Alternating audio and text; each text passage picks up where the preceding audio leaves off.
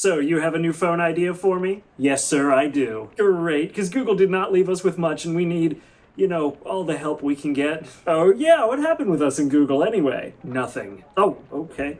So, what's this new phone you had in mind? Well, sir, I was thinking back to when we made popular phones. It's kind of hurtful. And I was thinking we'd remake the RAZR. Oh, the RAZR. Well, it's not the most original design, but I guess it'll work. Not original? What do you mean? Well, I hate to be the one to tell you this, but slab phones have been around for, a very long time. In fact, even before that RAZR came out. Oh, no, sir, the RAZR flip phone. You're talking about the RAZR Max, which we don't talk about. Oh, making a phone that only the elderly and the Mennonites will buy is tight. And I guess it is technically a new direction for us. What? And I mean, it's not like they're gonna complain because one group doesn't have access to the internet and the other is, old and dying. Oh my god, no sir, we're talking about a folding smartphone. Oh, a folding smartphone? Didn't that not end super well for Apple? Well, yeah, but this one will be designed to fold. Oh, got it. Yeah. So then let me ask you one question.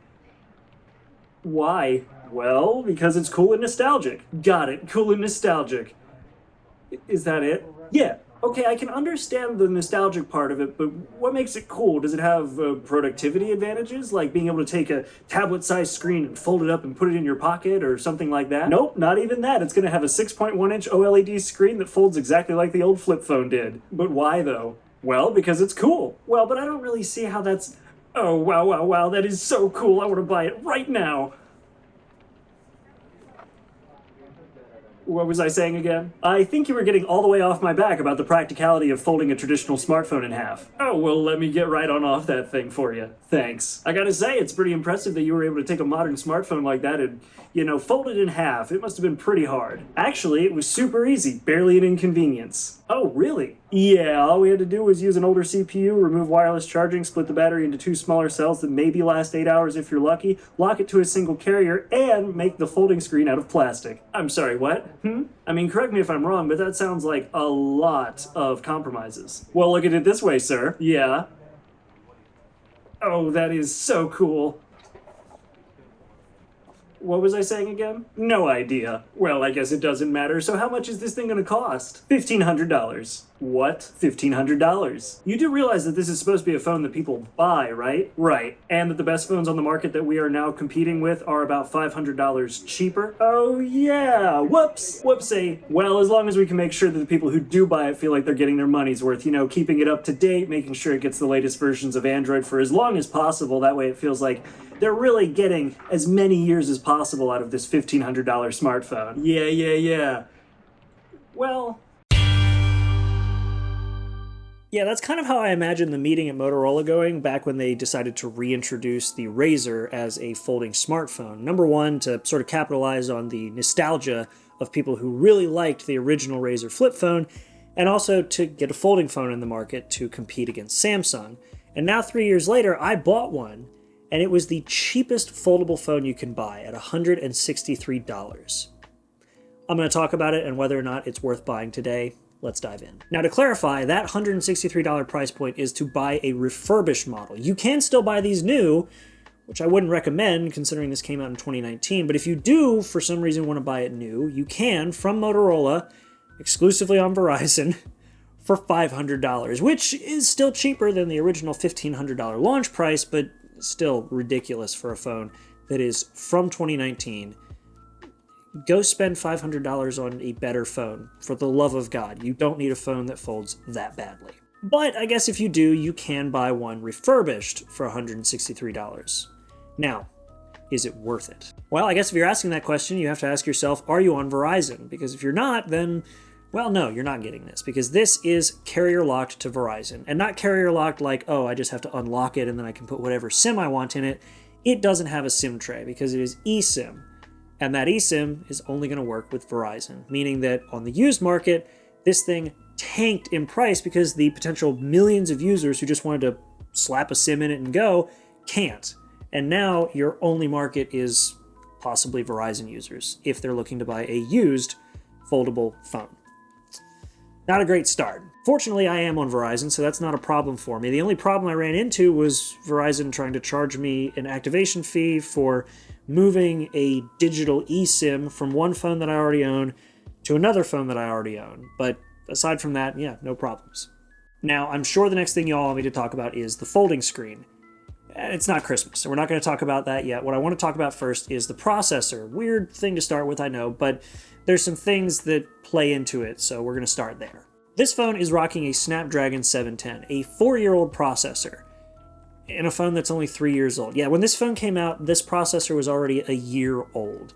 And, well, that was something that reviewers complained about in its day, and something that is actually kind of a problem today. Not huge, but still something to consider. In terms of performance, it's not terrible. In fact, it's right on par with other cheap phones, while also giving you a folding screen, so it's not bad. But some things that I noticed were things like heat. This heated up way more quickly, even on basic tasks, than some cheap phones that you can buy today. And on top of that, it generally draws a bit more power, and with the 2,510 milliamp hour battery broken into 2 cells front and back, yeah, I was always reaching for a charger by sometime around dinner. I didn't really try gaming on it, though I also don't game on my phones in general, so that wasn't really a use case for me, but I did watch a lot of YouTube videos, browse Twitter, Instagram, Reddit, all those kind of things, and yeah, especially YouTube, you can drain a battery in less than a day easily, and even just general browsing without YouTube videos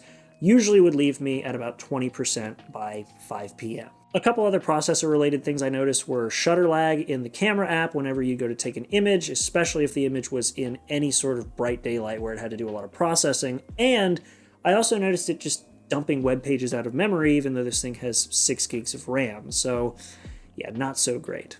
The last thing I have to say about the processor isn't so much about its performance, but is more of a result of using this older processor, which is that the latest version of Android you can get is Android 11, and the last security update was in January of 2022. Now, I know Verizon is partially to blame, Motorola is partially to blame, and their track record with software updates on their phones has been lackluster, for lack of a better term, but I still feel like that Snapdragon 710 sort of gave them an excuse to say, well, it's older and let's just not support it anymore. Now here's the thing, companies that make Android phones have gotten a whole lot better about supporting their devices for longer and longer periods of time. Google is a prime example, though they make the hardware and the software, they're a little more Apple about it, but even companies like Samsung are supporting their phones for a very long time. So for a 3-year-old phone from Motorola to just be completely dropped, that really does suck. And if I had spent $1,500 back in the day for a phone that was only going to get 3 years of software support, I would have been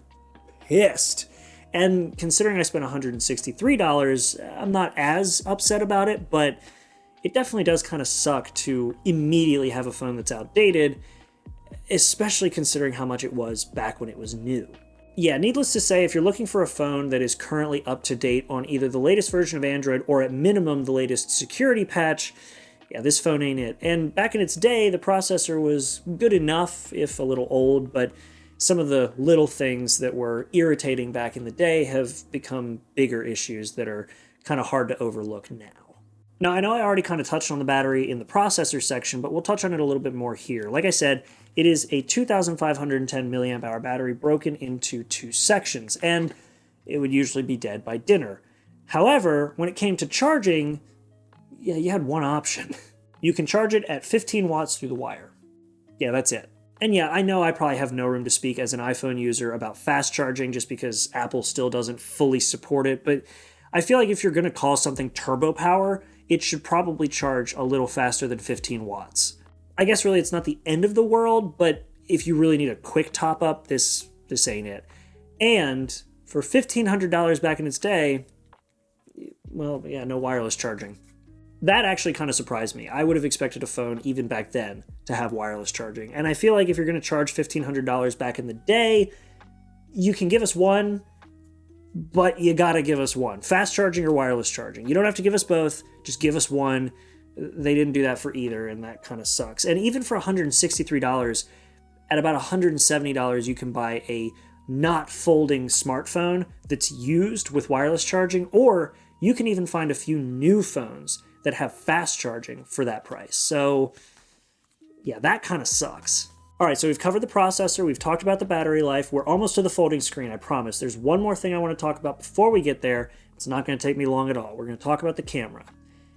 and it sucks. Yeah, I've seen better images off of an iPhone 5. This thing is pathetic. Sure, the iPhone 5 can't do 4K video, which this says it can, but with the digital stabilization being incredibly hard to predict and the lack of optical image stabilization, yeah, this is a joke. And the camera quality for photos is terrible. The processing takes forever. Like I mentioned earlier, there's shutter lag because of the processor. Low light is horrible. Didn't even bother with portrait mode because I didn't even want to try pulling the camera out once I got about half a week in. And on top of that, it does give you an interior camera.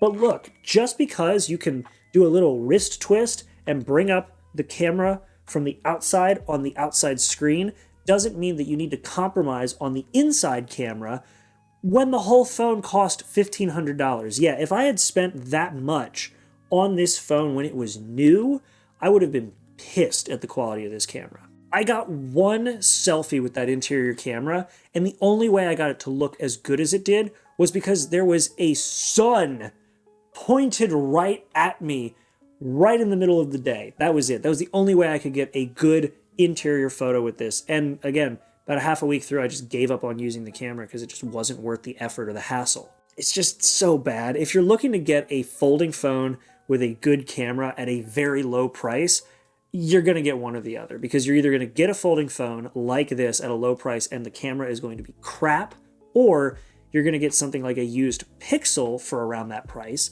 and it's going to have a phenomenal camera. And honestly, I'd buy the Pixel because the camera on that thing is fantastic. Like, this is something that I just can't even justify at any price because it's just terrible. The lag, the terrible quality, the fact that HDR with the extra processing doesn't even work half the time, that's awful. It very clearly reminds me that this is a first generation phone, but even then at first generation levels, no OIS? Really? And this is 16 megapixels, but unless I actually zoomed in and counted, I would have never guessed this was a 16 megapixel shooter. I would have thought that it was like 10. It looks worse than some 12 megapixel iPhones I've seen from even earlier than this. Like an iPhone 7 takes better pictures than this does. No joke. But yeah, that's all I got to say about the camera. Told you it wouldn't take too long. So now let's move to the star of the show, the folding screen. Now, when I usually do these videos, I try to test the phones out with no preconceived notions of how things are going to go, just because I want to experience things as they happen. And it was kind of hard to do that with this phone just because I anticipated issues with the folding screen because it's old, it's used. I already had things that concerned me about the durability of these screens. And during my research, when I was initially trying to find a used folding phone for the video itself, I saw a ton of Galaxy Z Flips with, you guessed it, broken screens right down the center. But this is actually probably the best conditioned part of the whole phone. Like, when I was taking this out of the box, I was expecting to see scratches or fingernail divots or just something worn out on this display. Delamination, you name it. I was anticipating something. And I saw nothing. It's actually in really good shape. And considering its age and the fact that it is used, this is manufactured in 2019. This is a used phone. The only actual wear on this phone is a little bit of a, I don't know, not terrible, just some scratches up by the hinge near the glass. But the actual folding screen is in fantastic condition. Now, that's not to say it's a great screen. It is in great condition, but it's not a great screen. And again, this is it's a first gen kind of thing. It doesn't get bright enough outdoors to use comfortably. You kind of have to shade the phone so you can see the screen, which I haven't had to do in a while. The colors are weird. I had it set to as saturated as possible just so that it wouldn't kind of turn gray when the screen dimmed. The black levels for an OLED are kind of weird. Sometimes they're good, sometimes they're really not. The color accuracy isn't great, and in my specific use case, there is a tiny bit of burn-in near the bottom that's visible when the screen is all gray. So it's not a great screen, but it is a fantastic condition folding screen. And I feel like part of that has to do with the fact that the hinge design on this doesn't just do a hard 180-degree fold with a deep crease in the middle like Samsung, but instead actually kind of teardrop folds, though you can hear it teardrop folding if you listen. I don't like that. It just, ugh. I don't know. it's in good shape, I'll put it that way. And I guess by saying that the folding screen is still in good shape, I do have to concede that I was wrong. I predicted back when these phones first really started hitting the market that they wouldn't last more than 2 years because the folding screens would wear out and break, and they haven't. This phone is still in great shape. The folding screen is in great condition and isn't really showing any signs of wear aside from that creaking sound that I'm not a huge fan of. So I was wrong. These phones will hold up more than 2 years, and whether that just be because I got lucky with the model that I got from the refurbisher, or whether that is the case across the board, I can say that the Motorola RAZR itself does hold up. But here's the thing, while I am glad that this phone did last longer than what I originally anticipated, especially from Motorola, and especially being a first-gen foldable, I still personally don't understand why a phone needs to fold. I mean, sure, it's cool, and yeah, I guess for people with smaller pockets, it's nice to have it take up less space while still getting a full 6.1-inch screen, but I know a lot of people, men and women included, who daily drive things like iPhone 14 Pro Maxes, or even just the 14 Plus, or people who daily drive things like the Galaxy S22 and S22 Ultra, and those are way bigger screens that don't fold and they fit in people's pockets just fine. And I know those phones are on the higher end in terms of pricing, but even going down in price and getting something close to this price and not going with a foldable, you get so much more of a phone for that price. Used Pixels or Galaxies, all those kinds of phones can be had for fairly low prices. And even companies like Motorola make reasonable, inexpensive, modern smartphones. And while they don't fold in half, you get way more phone for the price. And I'm sure people watched this video, they saw the price that I bought this phone for, saw that it was a foldable, and saw that the folding screen is in good shape for its age, and that's all they needed to hear, and that was their decision maker. I'm happy for you all. I really am. I'm glad that you can get a folding phone for that price and use it on a daily basis, and you're okay with the camera and the battery life and the processor. For everybody else who doesn't want to be locked to one carrier with an okay processor, a not so great battery life, and a terrible camera, look around. There's a lot of stuff out there that doesn't have to fold that gives you an incredible phone experience. For me, again, I still don't get the folding phone idea, and even if Apple makes one, I probably won't buy one, or at least not one that folds in half like a flip phone. At the end of the day, I am very glad that I was able to dip my toes into the folding phone market, even if it was an older device, and I'm super glad that the experience was interesting. I'm actually happy I was proven wrong. I'm glad that these phones are holding up longer than I expected, at least in terms of hardware. The software is kind of a letdown, but you win some, you lose some. It was definitely a very interesting experience, and I do want to try the latest versions of Android, so I'll probably at some point buy maybe a used Google Pixel 6a and experiment with the latest versions of Android and make another video since I'm more of an iPhone user. Maybe if you all are interested in that, make sure to like and subscribe so you don't miss it when it comes out if I do make a video like that, and leave a comment down below. Let me know if you guys are interested in videos like this. What do you all think about the folding phone idea? Are you all about getting something super cheap that folds in half, or do you, like me, not quite understand it? I'm actually curious to know. Leave some comments down below. I'll be live down there for about an hour or as much as I can after the initial posting. And aside from that, I'll see you all in the next video. Thanks again for watching. Make sure to be there and have a good one.